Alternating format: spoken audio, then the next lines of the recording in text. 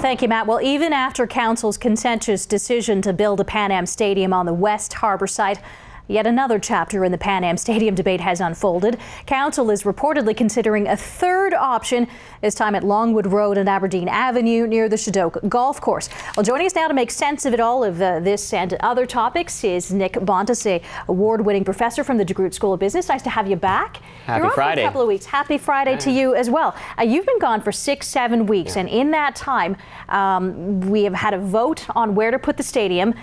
Council, of course, very divided over this. The Ticats have said they're not interested in the West Harbour.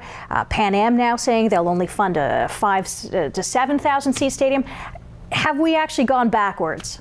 I think we've gone before we actually even started, Taz. Yeah. This is terrible news. I thought I'd come back from my holidays and everything would be fixed. Frankly, no, it's not the case. I was looking back at old Spectator articles back in February of 2009. We started debating about this. 18 months have gone by. We are nowhere closer.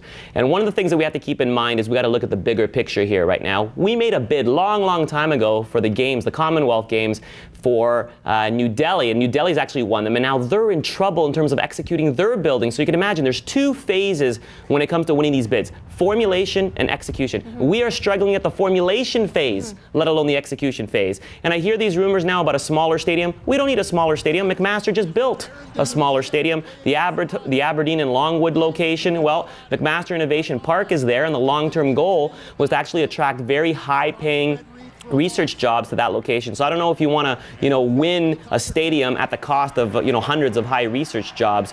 Frankly, I think on Tuesday, what we got to do is realize, we've been debating this for far too long. Let's make the decision that everybody has voted on since the beginning. To me, it seems like it's West Harbour. That's what the city councillors have favorably voted for in the past, and it's got to be a full-size stadium. If we don't do that, forget about it. Burlington has already learned the hard way. When HOSCO gets upset about you stalling, they pull out. They pulled out already track and field, the premier event of the games, and sent it to York University, and York wasn't even on the radar map to begin with. Really, you don't build a stadium for one event. You got to think long term. So do you don't think council has a right now to say, hey, that location doesn't work for us. We want the West Harbour?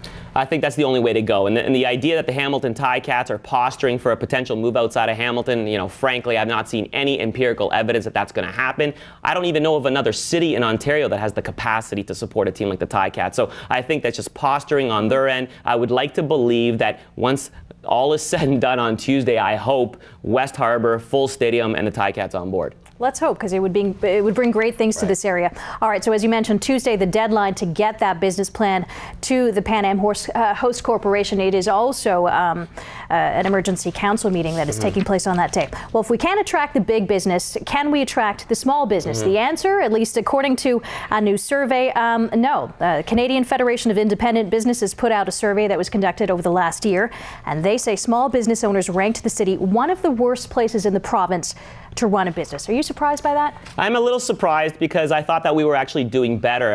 If you recall, a lot of the local councillors, even the mayor, ran on campaigns during the last election that we were going to work hard at attracting small business.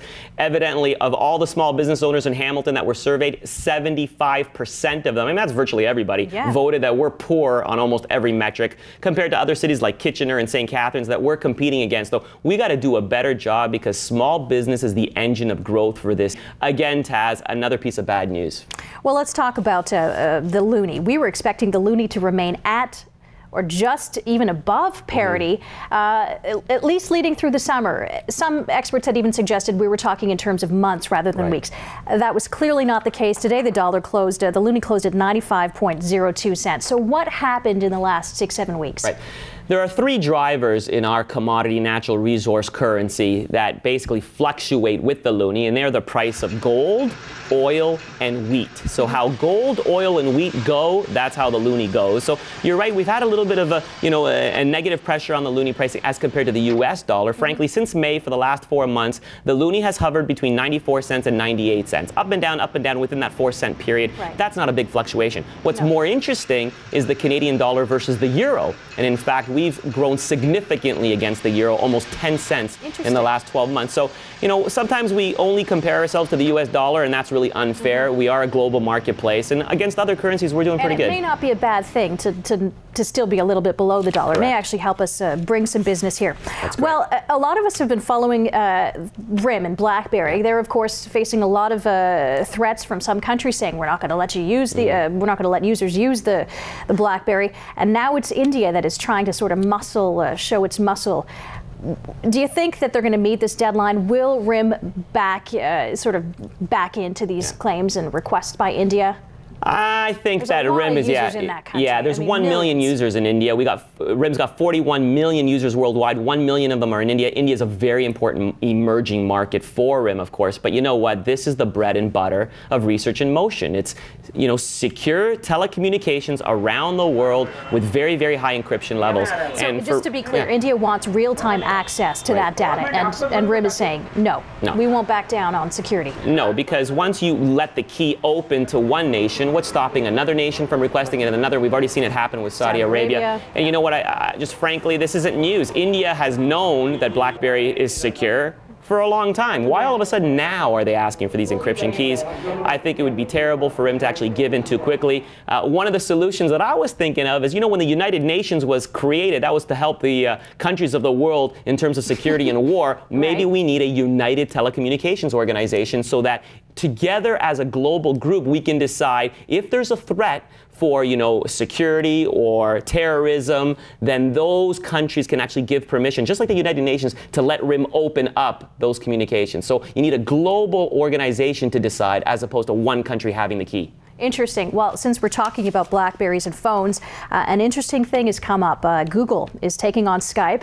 American Gmail users are able to make free phone calls through what's called a chat function. It was supposed to be just for American users. I gave you some homework, asked you to find out if Canadian users could do that as well, and you have the answers. It was awesome because what I did was I logged on, and I'm going to tell all the viewers to do this because this is amazing. www.gmail.com. I logged on, and with a little bit of a small application that you install, as long as you have a microphone and some speakers on your computer, you can make a free long-distance call anywhere to Canada or the US from today until December 31st. And as soon as I got the message from Taz, I actually called you from my PC. I called my mom long distance. I called a cell phone long distance. I called the US long distance. All of these charges are free. It's quite amazing. Amazing news for us viewers. Absolutely devastating news for the telecom companies here in Canada. No kidding. You think they're going to be able to take some business away from Skype? Absolutely. I think this is one of the moves that Google has been waiting for the longest time. It's such an easy thing to install. You should experiment with it this weekend. Well, I appreciate you taking some time to come in and talk to us, and thanks for trying out that application. That's it for Nick Bontis on Business. Be sure to check out his website, nickbontis.com. Nick, always a pleasure. Thanks, Taz.